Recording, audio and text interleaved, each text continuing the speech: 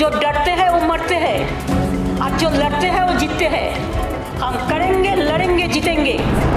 মমতা বন্দ্যোপাধ্যায় তো একজন মানুষ নয়। মমতা বন্দ্যোপাধ্যায় মানে একসঙ্গে হাজারটা মানুষ, মানে একটা মমতার মধ্যে কত মমতা যে আছে সেটাই হচ্ছে সব থেকে মানে ইন্টারেস্টিং।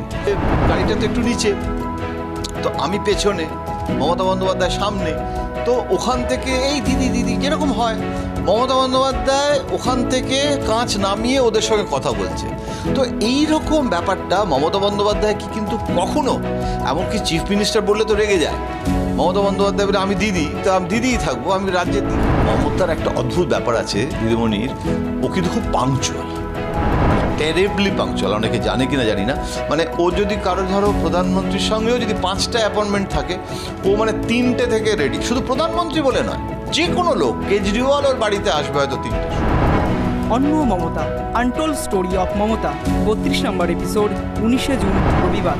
বিশেষ অতিথি বিশিষ্ট বর্ষিয়ান সাংবাদিক জয়ন্ত ঘোষাল। এক্সক্লুসিভ ইন্টারভিউ দেখতে পাবেন রাত 10টায়।